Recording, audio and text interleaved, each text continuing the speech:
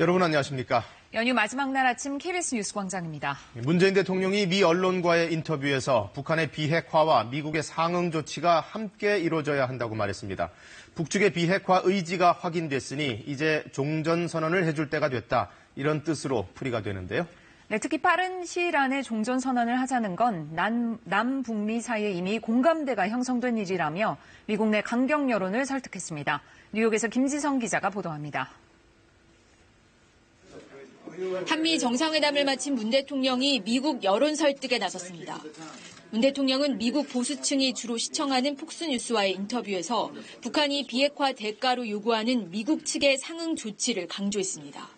미국이 속도 있는 상응 조치를 취해준다면 북한의 비핵화 이행도 더 속도를 낼 수 있을 것이라며 크게 봐서 양국의 행동이 같이 이루어져야 한다는 겁니다. 상응 조치로 가능한 구체적 사례도 설명했습니다. 반드시 제재 완화가 포함되지 않더라도 먼저 종전선언을 할 수 있고 인도적인 지원이나 예술단 상호 방문 같은 비정치적 교류도 가능하다는 겁니다. 또 영변 핵시설 폐기가 실제 이뤄질 경우 참관단을 위한 평양 연락사무소 설치나 경제 시찰단이 오가는 방안도 생각해 볼 수 있다고 했습니다. 문 대통령은 비핵화 협상 과정에서 북한이 해야 하는 조치들은 핵실험장 폐기 등 되돌릴 수 없는 것이지만 북한이 약속을 어길 경우 제재는 다시 강화할 수 있다며 미국으로서는 손해보는 일이 전혀 없다고 강조했습니다.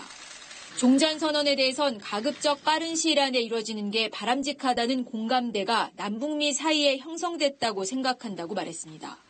문 대통령은 미국 내 외교 분야 전문가들을 상대로 한 연설에서도 종전선언의 필요성을 강조했습니다. 남북이 추구하는 종전선언은 평화체제로 나아가기 위해 거쳐야 할 과정입니다. 북한의 비핵화 조치를 촉진하기 위해서도 필요합니다. 문 대통령은 종전선언은 정치적 선언일 뿐이고 평화협정 이후는 물론 통일 후에도 주한미군은 주둔할 필요가 있다는 점을 강조하며 미국 내 강경 여론을 설득하는 데 주력했습니다. 뉴욕에서 KBS 뉴스 김지선입니다.